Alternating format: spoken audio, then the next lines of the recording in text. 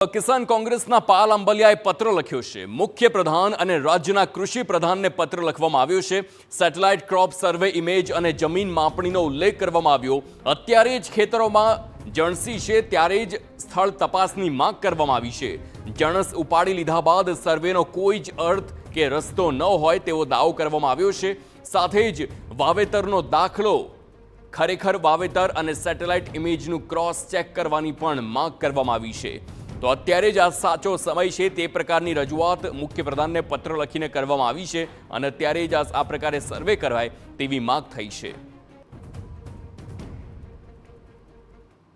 કૃષિ મંત્રી શ્રી, મુખ્યમંત્રી શ્રી, તમારી ક્રોપ સર્વે સેટેલાઇટ ઇમેજથી અત્યારે જેટલી ઇમેજો લેવી હોય એટલી 25 સપ્ટેમ્બર સુધીમાં લઈ લેજો અને એનું ક્રોસ વેરીફાઈ 4 પ્રકારે, એક તમારી સેટેલાઇટ ઇમેજ, બીજો તલાટી કમ મંત્રીએ રજિસ્ટ્રેશનમાં આપેલો વાવેતરનો દાખલો, ત્રીજું ખેડૂતોએ જે પાક રજિસ્ટ્રેશન કરાવ્યું છે તે પાક, અને ચોથું તમારો તલાટી કમ મંત્રી કે ગ્રામ સેવક ખેડૂતના ખેતરમાં રૂબરૂ જઈ અને અત્યારે ક્રોસ વેરીફાઈ કરી લઈએ।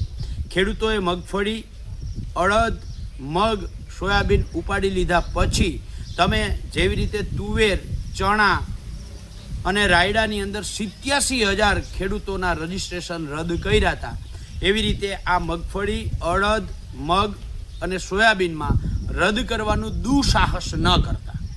એટલા માટે અમે એડવાન્સમાં કહીએ છીએ કે ખેડૂતના ખેતરમાં એક વખત ખેત જણસ ઉપાડી લીધા પછી ખેડૂતો પાસે કોઈ આધાર રહેતો નથી કે એણે મગફળી વાવી હતી કે નહોતી વાવી।